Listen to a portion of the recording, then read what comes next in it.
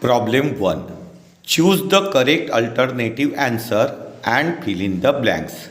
Problem 1. If all pair of adjacent side of quadrilateral are congruent, then it is called. तर आता all side कशाच्या कोणत्या क्वाड्रिलॅटरलच्या congruent असतात? रोम्बसच्या. रोम्बसच्या all side कशा असतात?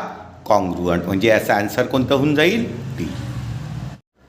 If the diagonal of a square is 12√2 centimeter, then the perimeter of square. तर आपल्याला square दिलेला आहे आणि स्क्वेअरचं डायगोनल दिलेलं आहे 12√2. 12√2 आणि आपल्याला पेरीमीटर ऑफ स्क्वेअर काढायचा आहे.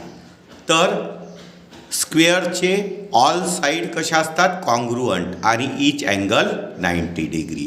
आणि आपल्याला पेरीमीटर काढण्यासाठी पहिले साईड काढावं लागेल. तर स्क्वेअरच्या ऑल साईड कशा असतात? कॉन्ग्रुएंट. तर त्या साईड आपण घेऊ एक्स. मग हा राईट अँगल ट्रायंगल आहे. तर आपण काय करू? पायथागोरस थेरम वापरू.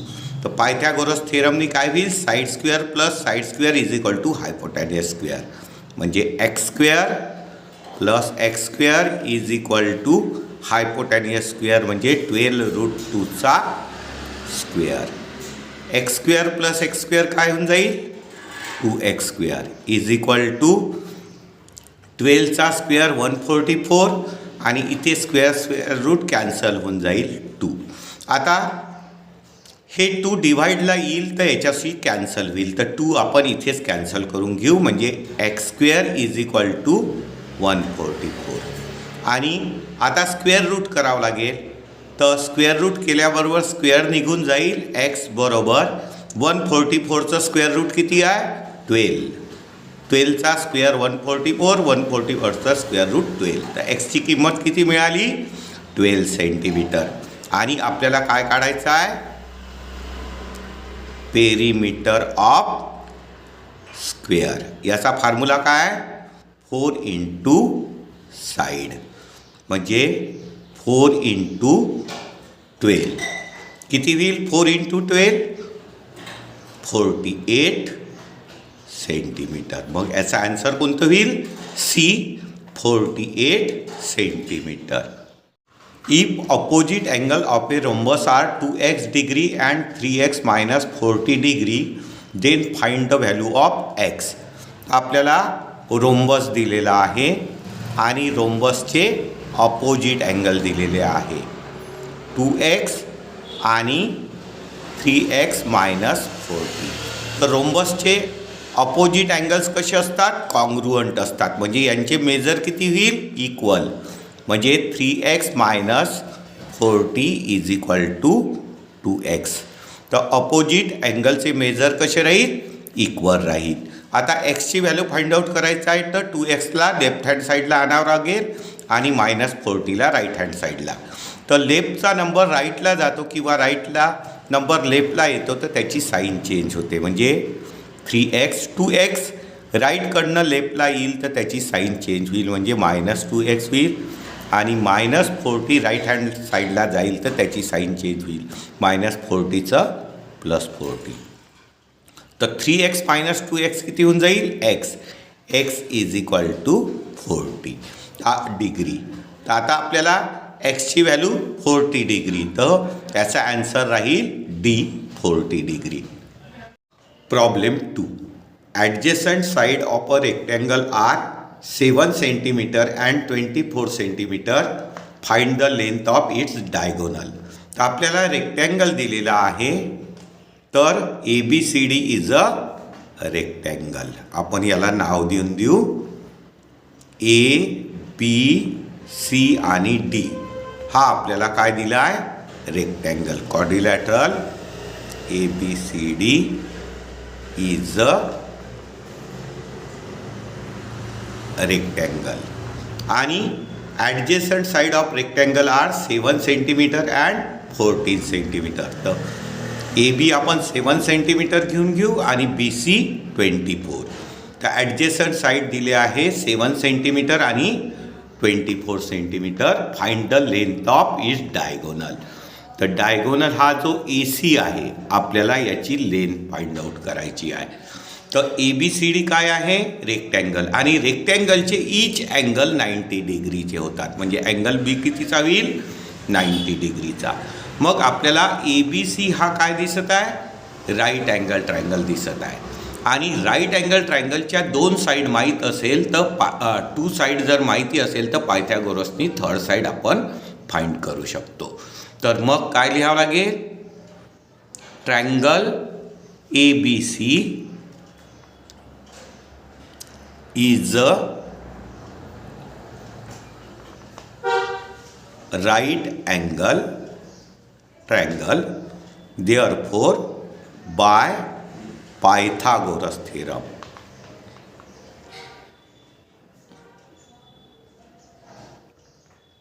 पायथागोरस थेरम काय होईल? Hypotenuse square is equal to side square plus side square. म्हणजेच AC square is equal to AB square plus BC square.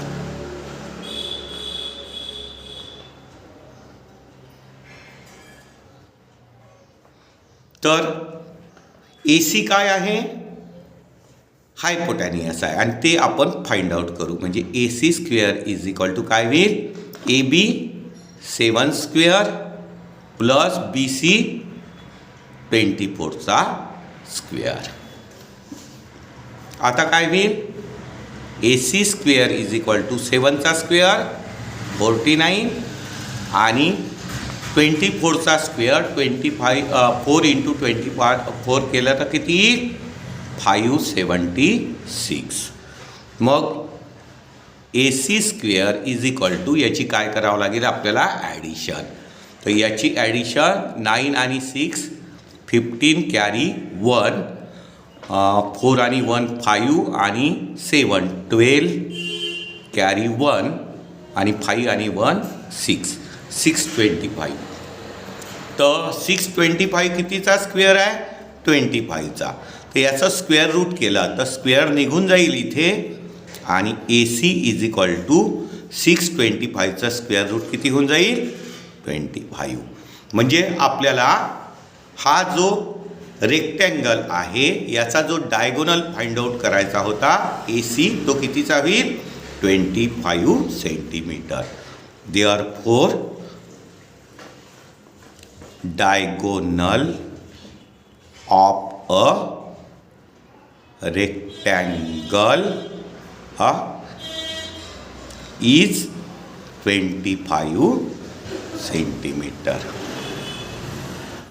Problem 3.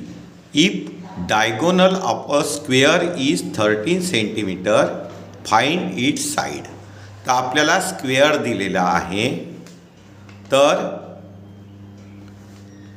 ABCD is a square. ABCD याला नाव देऊ आपण quadrilateral. ABCD is a square. आणि आपल्याला diagonal of A square 13 centimetre दिलेला आहे. तर याचा डायगोनल जो आहे तो कितीचा होईल? 13 सेंटीमीटर. Find its side. तर आपल्याला स्क्वेअरची साईड काढायची आहे.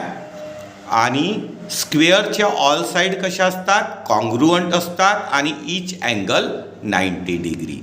तर हा अँगल जो आहे तो 90 डिग्रीचा होईल आणि ऑल साईड कॉन्ग्रुअंट. तर let side of square be x. तर स्क्वेअरची साईड आपण एक्स घेऊन घेऊ. म्हणजे ही एक्स होईल आणि एक्स ही एक्स होऊन जाईल. आणि आता बघा अँगल बी कितीचा झाला आहे? 90चा. तर ABC हा आपल्याला काय मिळत आहे? Right angle triangle. तर राईट अँगल ट्रायंगलसाठी आपण कोणता थेरम वापरू शकतो? Pythagoras theorem. आणि पायथागोरस थेरमनी साईड काढू शकतो. तर काय लिहावं लागेल? Triangle ABC is right angle triangle, therefore by Pythagoras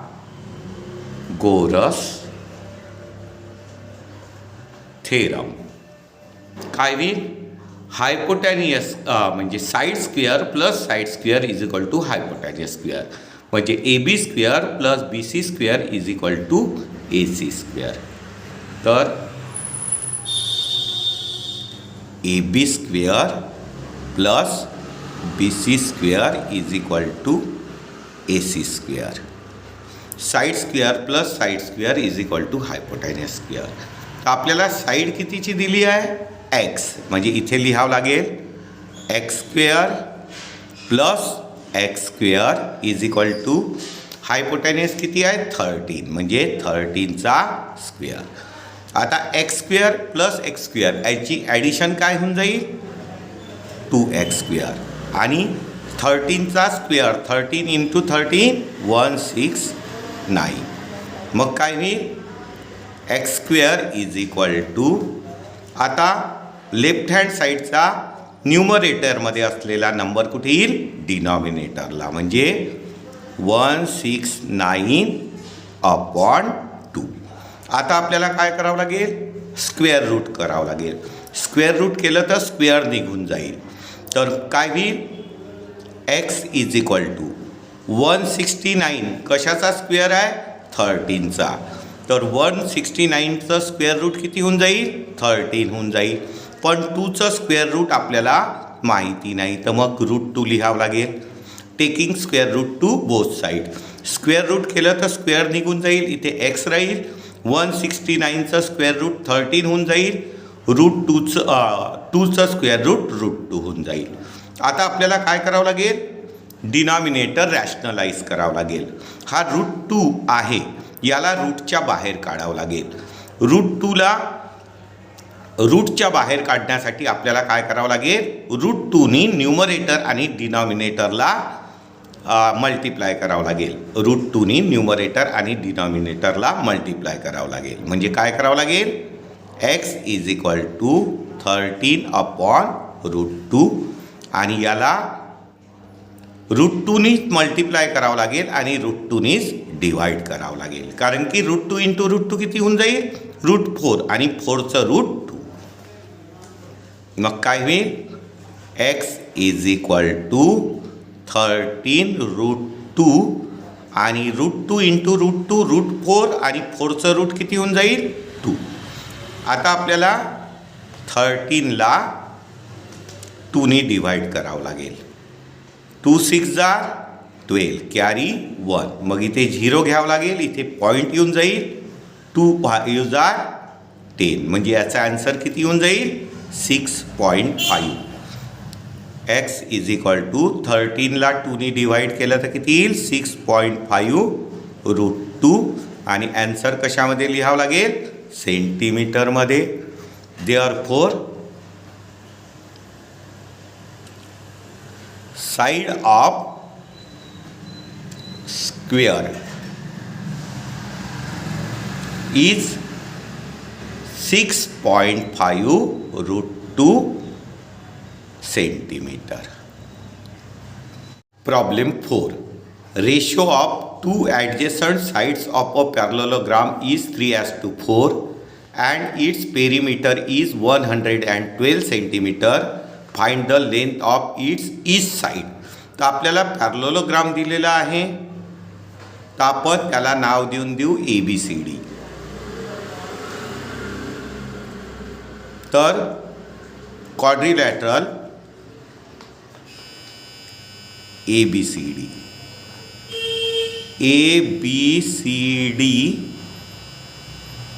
is a parallelogram आणि रेशो ऑफ ॲडजेसंट साईड ऑफ ए पॅरलोलोग्राम 3:4. तर ॲडजेसंट साईड पॅरलोलोग्रामच्या ॲडजेसंट साईडचा रेशो किती दिला आहे? 3:4. तर रेशो हा कॉमन मल्टिपलमध्ये असतो. तर लेट कॉमन मल्टिपल बी x. जर कॉमन मल्टिपल x घेतला तर यांच्या ॲडजेसंट साईड काय होईल? 3x आणि 4x. तर ही साईड होईल 3x आणि ॲडजेसंट ही दुसरी साईड होईल 4x. म्हणजे आपल्याला AB is equal to 3x आणि BC is equal to 4x होऊन जाईल. आणि त्याच्यानंतर आपल्याला काय दिलेलं आहे, इट्स पेरीमीटर इज 112 सेंटीमीटर. तर पॅरलोलोग्रामचं पेरीमीटर दिलेलं आहे. तर आपल्याला पेरीमीटरचा फॉर्म्युला वापरावा लागेल. तर perimeter of rectangle, perimeter of parallelogram, याचा फॉर्म्युला काय होईल, ट्वाइस लेंथ प्लस ब्रेड्थ. आता बघा, एक तर चारी साईडची सम केली तरी चालेल, नाहीतर मग पेरीमीटर ऑफ पॅरलोलोग्रामचा फॉर्म्युला आहे twice L plus B, length plus breadth. मग आता इथे आपल्याला व्हॅल्यूज ठेवावं लागेल. तर पेरीमीटर ऑफ पॅरलोलोग्राम आपल्याला किती दिला आहे, 112 सेंटीमीटर. तर इथे लिहावं लागेल आपल्याला 112 is equal to twice. Length आपल्याला किती दिली आहे, BC म्हणजे 4x, आणि ब्रेड्थ आपल्याला किती दिली आहे, 3x. म्हणजे लेंथ आपली काय आहे, BC, आणि ब्रेड्थ आहे आपली AB. मग काय होईल, 112 is equal to 2 into 4x आणि 3x किती होऊन जाईल, 7x. आता आपल्याला xची व्हॅल्यू फाइंड आउट करायची आहे. तर राईट हँड साईडचे जे नंबर्स आहे मल्टिप्लायचे ते लेफ्ट हँड साईडला येईल, तर डिवाइडला येईल. म्हणजे काय होईल, 112 divide by 2 into 7 is equal to x. मग आता आपल्याला इथे काय करावं लागेल, भाग टाकावं लागेल. पहिले 2चा टाकून घेऊ.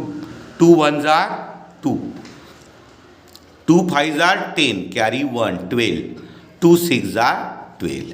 आणि मग आता 7ने डिवाइड करावं लागेल. 7 1 जा 7, 7 8 जा 56. म्हणजे 8 इज इक्वल टू x. म्हणजे आपल्याला xची व्हॅल्यू किती मिळाली, 8 मिळाली. तर मग आपल्याला काय काढायचं आहे, AB म्हणजे ईस्ट साईड काढायची आहे पॅरलोलोग्रामच्या. आता पॅरलोलोग्राम जो आहे त्याच्या अपोजिट साईड कशा असतात, कॉन्ग्रुअंट असतात. तर AB 3xची आहे, तर CD कितीची होईल, 3xची. तर AB is equal to CD is equal to 3x. AB is equal to CD is equal to काय होईल, 3x. आणि xची व्हॅल्यू आपल्याला किती दिली आहे, 8, आपण फाइंड आउट केली. 3 इज इक्वल टू 3 इंटू xची व्हॅल्यू 8. तर 8 3 जार किती होईल, 24 सेंटीमीटर. म्हणजे AB आणि CD किती होऊन जाईल, 24 सेंटीमीटर. आणि आता आपल्याला काय काढायचं आहे, BC आणि AD अपोजिट साईड कॉन्ग्रुअंट आहे. तर BC is equal to AD is equal to 4x. BC is equal to AD is equal to 4x. म्हणजे काय होईल, 4 इंटू एक्सची व्हॅल्यू आपल्याला फाइंड केली 8. तर 4 8 जार काय होऊन जाईल, 32 centimetre. Problem 5. Diagonals PR and QS of a rhombus PQRS are 20 centimeter and 48 centimeter respectively. Find the length of side PQ. तर आपल्याला PQRS रोम्बस दिलेला आहे. तर आपण पहिले रोम्बस काढून घेऊ. PQRS आणि diagonals PR and QS of the rhombus are 20 centimeter and 48 centimeter. तर PR जो डायगोनल आहे तो किती आहे, 20 सेंटीमीटर. आणि QS जो डायगोनल आहे तो 48 सेंटीमीटर आहे. आणि diagonal intersect at point O म्हणू आपण. Find the length of side PQ. तर आपल्याला PQ ही साईड फाइंड आउट करायची आहे. तर आता quadrilateral PQRS is a rhombus आणि in rhombus diagonals are perpendicular bisector to each other. तर perpendicular राहील आणि diagonal bisect होईल. In rhombus diagonals are perpendicular bisector to each other. त्याचे डायगोनल काय होतात, बायसेक्ट होतात आणि परपेंडिक्युलर असतात. म्हणून आता इथे आपल्याला पी क्यू फाइंड आउट करायचा आहे, तर आपल्याला या ट्रायंगलची गरज पडेल. तर याचे डायगोनल बायसेक्ट होतात, तर पी ओची लेंथ किती होईल, पी आरच्या हाफ होईल. तर पी क्यूची जी लेंथ पी ओची जी लेंथ आहे is equal to half P R होऊन जाईल, कारण की बायसेक्ट होत आहे. तर पी आरची लेंथ किती आहे 20. तर P O is equal to काय होऊन जाईल, हाफ इंटू 20 आणि याला 2नी डिवाइड केलं तर पी ओ आपल्याला कितीचं 2नी डिवाइड केलं तर किती होऊन जाईल 10 सेंटीमीटर. तर पी ओ आपल्याला मिळून जाईल 10 सेंटीमीटर. तसंच क्यू ओ आता ओ काय होणार आहे, क्यू एसचा मिड पॉईंट होणार आहे, कारण की डायगोनल बायसेक्ट होतात. तर क्यू एच ओची लेंथ काय होईल, क्यू एसच्या हाफ क्यू एस आणि Q O is equal to half into Q S. Q S आपल्याला किती दिलं आहे 48 दिलेलं आहे. मग आता याला पण 2नी डिवाइड करावं लागेल. Q O is equal to 2नी डिवाइड केलं तर काय होईल, 2 2 जार 4, 2 4 जार 8 म्हणजे 24 सेंटीमीटर. तर आता आपल्याला पी ओ मिळालं 10 सेंटीमीटर आणि क्यू ओ मिळालं 24 सेंटीमीटर. आणि पी ओ क्यू काय आहे, राईट अँगल ट्रायंगल आहे आणि राईट अँगल ट्रायंगलच्या 2 साईड माहिती असतात, तेव्हा पायथागोरस थेरमने आपल्याला थर्ड साईड फाइंड आउट करता येते. तर मग आपल्याला इथे कोणता ट्रायंगल घ्यावं लागेल, P O Q right angle triangle घ्यावं लागेल आणि पायथागोरस थेरम वापरावं लागेल. Triangle P O Q is a right angle triangle, therefore by Pythagoras theorem